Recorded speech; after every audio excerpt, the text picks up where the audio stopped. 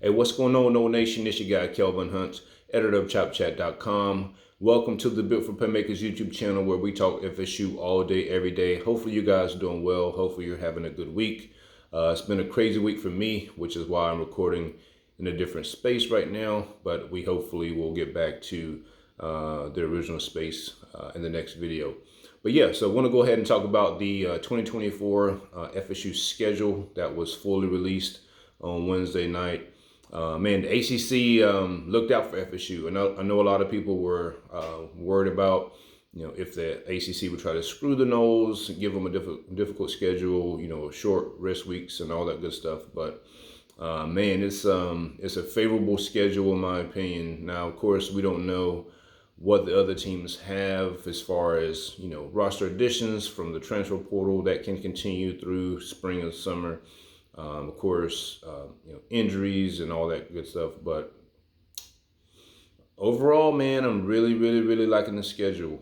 Make sure you hit the like button, subscribe if you haven't.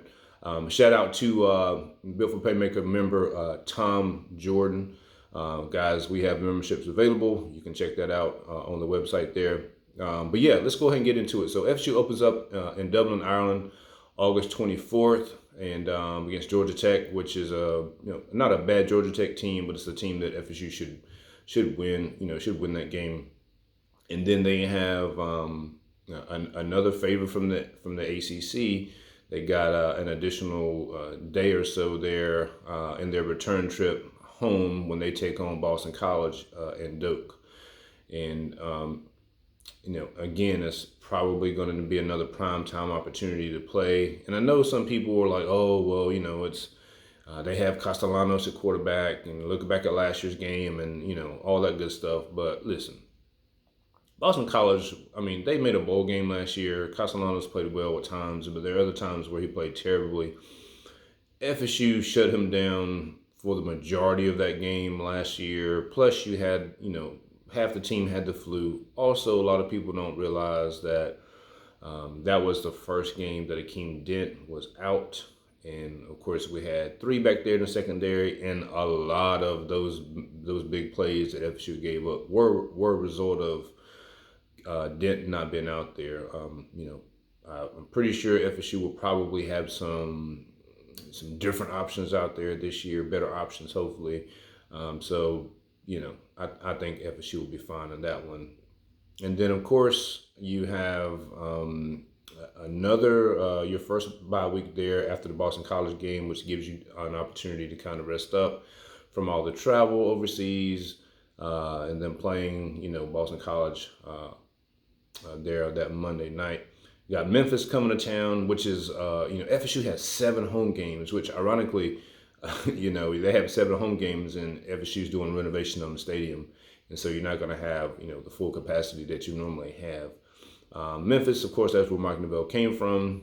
So you have those storylines or whatever. Not a bad team last year, but it's a team that, FSU should handle, fairly easily. Then, of course, we have Cal, the new addition coming to the conference, the Bears. Coming to Doak, I think for the first time. I think it's the first matchup between these two. Cal's not, they're not like, just dreadful, but look, it's a team you should handle. Which is, that sets you up for, another likely 4-0 start into the season. FSU started 4-0 in 2022. Of course, went undefeated last season. And, that's where you want to be. Through the first quarter of the season there. Then you have your first true road game. FSU travels to SMU. SMU won 11 games last year. Rhett Lashley, you may remember him as the OC down at Miami whenever Tyler Van Dyke was playing well. He left Miami and the offense has been boo-boo ever since. But that's a game that you should win. You should have an advantage in the trenches. And you should have more talent. Well, you do have more talent overall than SMU. But again, it's a road game. But, I expect FSU should win that one, which should set up your first, the big game will be Clemson, October 5th in Doak. And I'm really curious to see what Clemson brings to the table this year. They finished the season somewhat strong. They won 9 games after a horrific start. It'll be Cade Klubnik, back. It'll be their offensive coordinator, second year. So you would think they kind of have, some things figured out offensively compared to last year. They did lose Will Shipley. They have lost some guys on the defense. And I'm sure they've lost some other guys. They're not using the transfer portal, which is probably going to be the demise of Dabo Swinney, but, I'm here for it. FSU's probably going to be a favorite in that game. I guess it just depends on, how the teams play in the first few games. Clemson does open up with Georgia this year, which is, that's that's similar to FSU the past couple of years opening up with where they had Duquesne in 2022, but playing LSU early in the season the past 2 years, those are the type of games that they're really physical, and sometimes things happen that kind of linger throughout the season. Those really physical games open up. But FSU, I like FSU in that one. I've been talking about how FSU has better depth at a lot of major positions that have been lacking over the past few seasons. Again, you got a lot of new faces, so you got to gel, and everybody's kind of got to figure out their roles and all that good stuff. But I like FSU in that one. And then you have Duke on a Friday night. Wallace Wade, which is about 30 minutes from my house. I'm probably going to try to make that one. If you're in North Carolina, let me know if you're planning to try to go to that one. Duke lost a lot from last year. It's Manny Diaz's first season there in Durham, and FSU should win that one. The good thing about this game being on a Friday night is it gives FSU an extra day of recovery before they travel to Doak South down in Miami to play the Hurricanes. And unfortunately for Miami hosts, they don't host. They travel to Louisville the week before they play FSU. So, they're going to have a real game on their hands the week before they play the Noles. And so FSU, got Duke, should win that one, and you got an extra day or so recovery before you travel to Miami. So that's favorable for the Noles as well. I know a lot of people are, high on Miami as they were last year. I'm not one of those. They should win a lot of games this year, frankly, because their schedule is soft as cotton candy, as it usually is. But Mario Cristobal is the head coach, so who knows what'll happen. They do open up with Florida in the first game. So if they lose that game, we saw a recent interview with quarterback Jacob Brown. It looked like he was throwing a little shade towards Cam Ward on the low, so much so that Brown came out and issued a statement on X or Twitter, whatever you want to call it. Basically, it sounds like somebody was like, hey, you need to say something because, people feel a certain way. So there's already a little dissension down in Coral Gables. I would not be surprised to see, if things don't go well early, especially for Cam Ward, that's one of those deals where he only came back to boost his NFL draft stock. And if things don't go well, or he has a bad game or two in a row, I could see things going badly in a hurry. But I like FSU in that game. I'm not buying the hype with Miami once again. Then you have North Carolina. Of course, North Carolina lost Drake May, lost some of those receivers that they had, and FSU should be the favorite in that one. Look, I'm not saying FSU is going to be undefeated at this point, but they're all winnable games for sure. Which leads the Noles to Notre Dame November 9th. And, FSU will face Riley Leonard. They faced him last year when he was hurt, when he was at Duke. Now he's at Notre Dame. And look, Notre Dame's not some juggernaut, guys. They lost some guys from last year's team. Now, last year's team wasn't great. I mean, they won, what, oh gosh, what did they win? 8, 9 games, something like that. And Riley Leonard isn't, I mean, he isn't some like first round draft pick or anything like that. So, I mean, it's a road game for sure. And, it could be cold. Could be some crazy weather. Who knows? But, we'll deal with that when we get to it. But you might be an underdog in that game, but that's definitely a winnable game also. Then you have another bye week, your third bye week, because you played in week 0. And so that basically gives you 2 bye weeks before you play Florida. You host Florida because you have Charleston Southern before that one, which, sorry guys, but that should be another bye week for the Noles. So Florida, who knows? They'll probably fire their coach before they even get to that point because they run an absolute gauntlet for a schedule. Billy Napier, man, it might be a wrap for him sooner than later. But yeah, so FSU, the ACC didn't, they didn't screw FSU. So I'm not going to say I'm surprised that they didn't because the FSU is the most valuable brand that they have.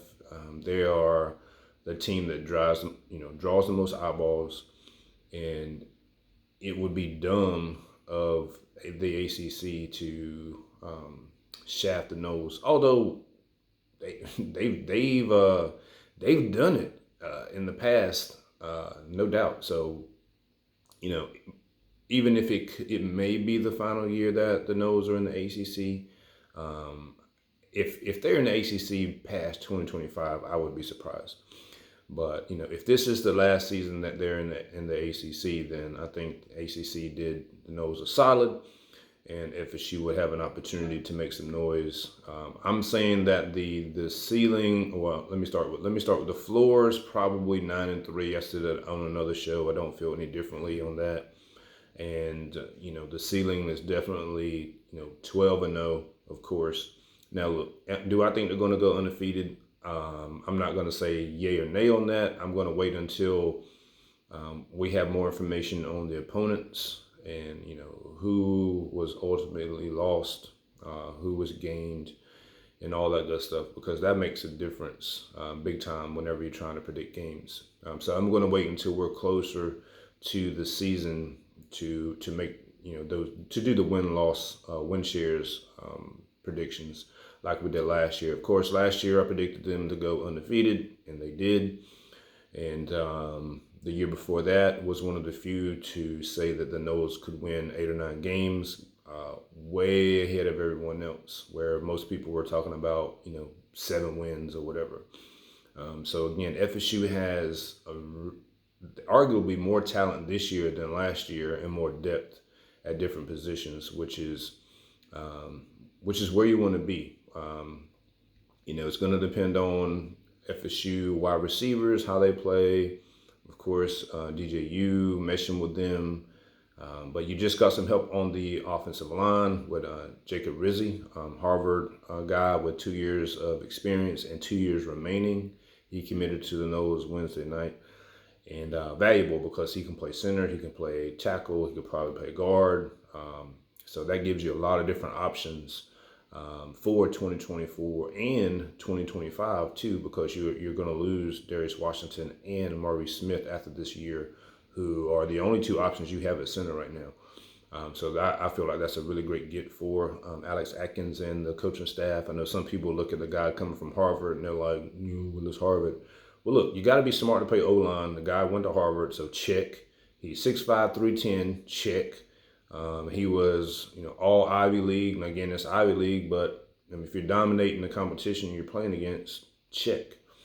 And again, 2 years of eligibility left, which is what you want. So shout out to the coaching staff for continuing to do damage in the transfer portal. We'll see what they do. They're probably going to add at least one more linebacker after the spring, and hopefully a defensive tackle. We'll see. Other than that, there's not a whole lot left to really add to what you need on the roster. So Staff's done a great job addressing things. Looks like they've gotten off to a really good start in 2025 recruiting. And so, Mike Norvell's got this thing humming, man, and it's where you want to be as a Noles fan. Should make the 12-team playoff in 2024, I would think, and anything can happen at that point. But guys, I really appreciate the support you guys have given me. Make sure you like this again if you haven't. Subscribe, turn those notifications on. That way you don't miss any of the content that comes out. Sometimes I'll just record and boom, just post something, depending on what's happening. So turn those notifications on, become a member, support the channel, and we'll make sure that we get some content out to you guys over the next few days. I'm going to have some extra time on my hands, and so look forward to putting that out there. But if you haven't had a chance, you can make sure you can check this video here where I talk about how much the transfer guys are going to impact 2024. And we'll talk to you guys soon. Until then, go Noles.